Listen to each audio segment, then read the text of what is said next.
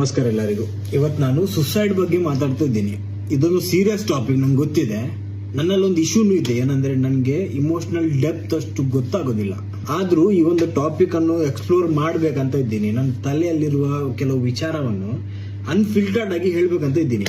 ಇದರ ಉದ್ದೇಶ ಒಂದೇ, ಯಾರಿಗಾದ್ರೂ ಹೆಲ್ಪ್ ಆದ್ರೆ ನನ್ನ ಜೀವನ ಸಾರ್ಥಕ ಆಗ್ಬಿಡುತ್ತೆ. ನನ್ಗೆ ಇವತ್ತಿನವರೆಗೆ ಅರ್ಥ ಆಗ್ಲಿಲ್ಲ, ಅದೇನಂದ್ರೆ ಜನರು ಯಾಕೆ ಸುಸೈಡ್ ಮಾಡುವಷ್ಟು ಮಟ್ಟಕ್ಕೆ ಹೋಗ್ಬಿಡ್ತಾರೆ.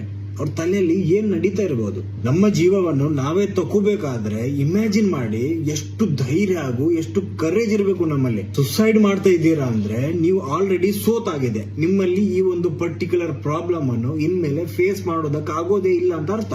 ಹಾಗಾದ್ರೆ ಓಡೋಗಿ. Don't run from your problems, face it like a man, die like a king. ಇದೆಲ್ಲ ಬುಲ್ಶೀಟ್ ಆಯ್ತಾ. ಎಕ್ಸಾಮ್ ಅಲ್ಲಿ ಫೇಲ್ ಆಗ್ಬಿಟ್ಟಿದ್ದೀನಿ, ಅಥವಾ ಸಾಲದಲ್ಲಿ ಮುಳುಗೋಗಿದ್ದೀನಿ, ಅಥವಾ ಊರಲ್ಲಿ ನನ್ನ ಮರ್ಯಾದೆ ಹೋಗ್ಬಿಡುತ್ತೆ, ಹೀಗೆಲ್ಲ ಇದ್ರೆ ಓಡೋಗಿ. ನೇಪಾಳಿಗೆ ಹೋಗಿ, ಅಲ್ಲೋಗಿ ಸ್ವಾಮೀಜಿ ಆಗ್ಬಿಡಿ. ಜೀವಂತ ಆದ್ರೂ ಇರ್ತೀರಲ್ವಾ. ಇಲ್ಲ ಬ್ರೋ, ಬಿಸ್ನೆಸ್ ಅಲ್ಲಿ ಲಾಸ್ ಆಗ್ಬಿಟ್ಟಿದೆ, ಮನೆ ಮಠ ಎಲ್ಲ ಹೋಗ್ಬಿಡ್ತು, ಬೀದಿಗೆ ಬಂದ್ಬಿಟ್ಟಿದ್ದೀನಿ. ಓಡೋಗಿ, ಕಾಡೊಳಗೆ ಓಡೋಗಿ, ಮೋಗ್ಲಿ ಆಗ್ಬಿಡಿ. ಹಂಟಿಂಗ್ ಮಾಡಿ, ಟ್ರೀ ಹೌಸ್ ಕಟ್ಟಿ.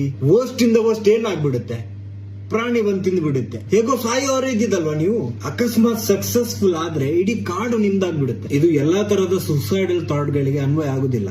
ಆದ್ರೆ ಎಜುಕೇಶನ್ ರಿಲೇಟೆಡ್, ಕೆಲವರು ಫೇಲ್ ಆಗ್ಬಿಟ್ಟೆ, ನನ್ನ ಜೀವನ ಎಂಡ್ ಆಯ್ತು ಅಂತ ಅನ್ನೋರಿಗೆ, ಅಥವಾ ಬಿಸ್ನೆಸ್ ಅಲ್ಲಿ ಲಾಸ್ ಆಯ್ತು, ಅಥವಾ ಸಾಲದಲ್ಲಿದ್ದೀನಿ ತುಂಬಾ, ಈ ತರ ಎಲ್ಲ ಇರುವವರಿಗೆ ಆಕ್ಚುಯಲ್ ಪ್ಲಾನ್ ಬಿ ಇದೆ. ಒಮ್ಮೆ ಟ್ರೈ ಮಾಡಿ. ನಿಮ್ಗೆ ಸಿಸ್ಟಮ್ ಅಲ್ಲಿ ಇರೋದಕ್ಕೆ ಇಷ್ಟವೇ ಇಲ್ಲ ಅಂದ್ರೆ ಸಿಸ್ಟಮ್ ಅನ್ನು ಕ್ವಿಟ್ ಮಾಡಿ. ಜೀವಿಸೋದನ್ನಲ್ಲ.